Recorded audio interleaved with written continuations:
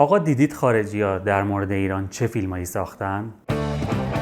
معرفی فیلم‌های خارجی درباره ایران. سلام بچه‌ها.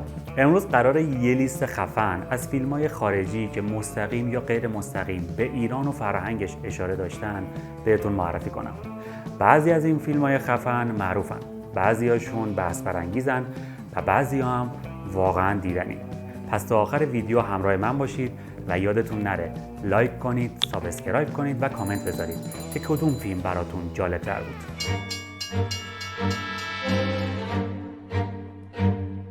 فیلم اول، مردی به نام اوو، کارگردان هانس هولم. اوه ایدیوت.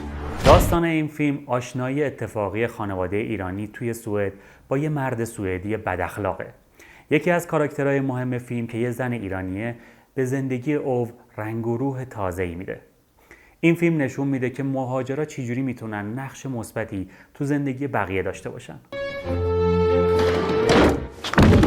امتیاز این فیلم تو سایت IMDb 7.7 و راتن تومیتوزش 91%. فیلم شماره 2، آرگو، کارگردان بن افلک.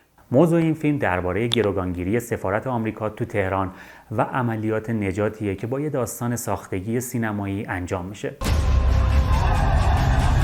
جالبه که فضای تهران اون زمان رو خیلی طبیعی بازسازی کردن. امتیاز این فیلم تو سایت IMDb 7.7 و راتن تومیتوزش 96%. فیلم شماره 300، کارگردان زک اسنایدر. این فیلم ارتش خشایارشا و ایران باستان رو خیلی اغراق شده و فانتزی نشون میده. البته بیشترش برگرفته از داستانهای کمیکه تا تاریخ واقعی. داستان این فیلم نبرد بین 300 اسپارتی و ارتش عظیم خشایارشاه. به قول معروف داستانش کیکه، واقعی نیست، اما بیشرف‌ها خیلی جذاب درستش کردن. The lightest of breezes dances above the death cries of 300 men.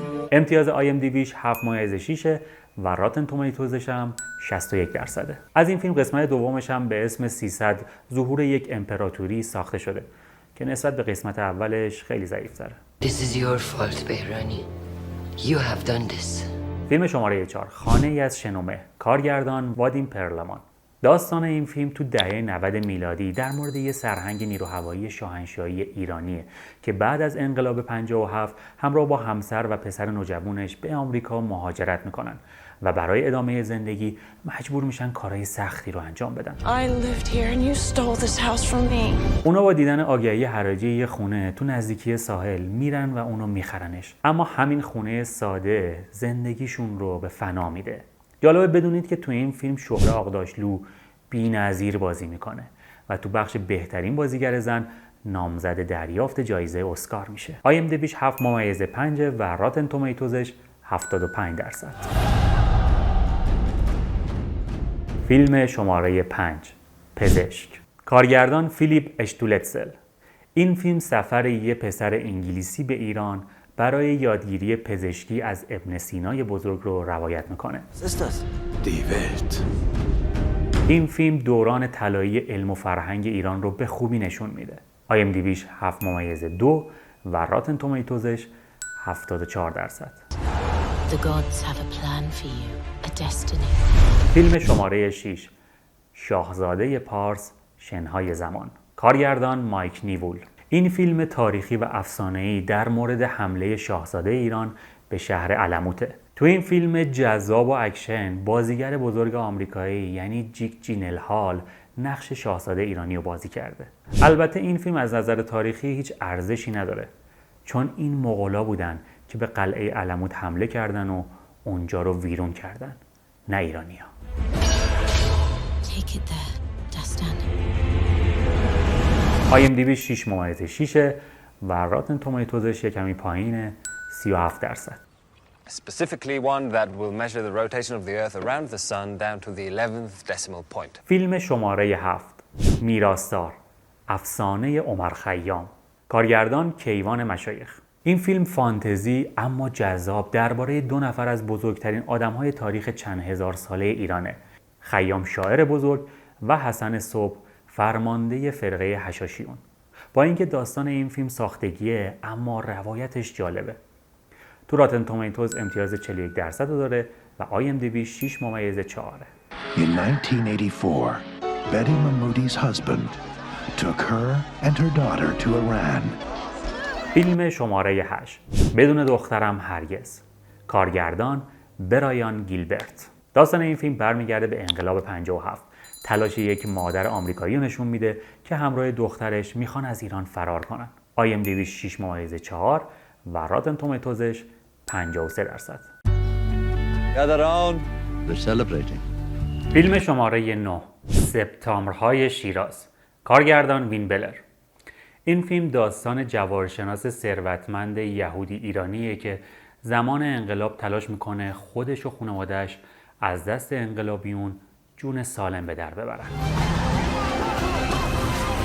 IMDb 6.2 و راتن تومیتوزش 34%.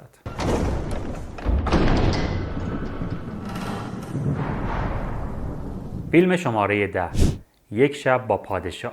کارگردان مایکل سیجبل.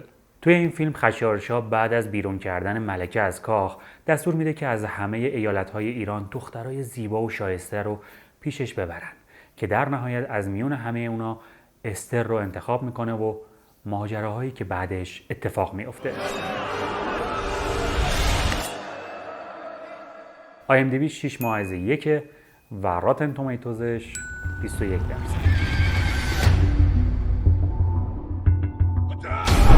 فیلم شماره 11 شمشیر اژدها. کارگردان دانیل لی. این فیلم هیجان انگیز و اکشن درباره اتحاد یه فرمانده ایرانی با یه سرباز رومیه تا بتونن دشمن مشترکشون رو شکست بدن. شاید این فیلم تنها فیلم هالیوودی تاریخ باشه که به درستی ابهت ایران رو نشون داده. توی این فیلم تو سکانس پایانیش اشکانیان ارتش خودشون رو به تنگه جاده ابریشم میارن و مقابل ارتش روم ایستادگی میکنن. اما ارتش روم با دیدن اشکانیان سریعا تسلیم میشن. IMDbش 5.9 و راتن تومیتوزش 36%. خب دوستان، اینم از معرفی فیلم‌های خارجی درباره ایران. کدوم یکی از این فیلم‌ها رو دیدین و نظرتون در موردش چیه؟ حتما توی کامنت‌ها برام بنویسید. اگه خوشتون اومد لایک و سابسکرایبم یادتون نره تا بتونید ویدیوهای بعدی منم ببینید. فعلا خداحافظ.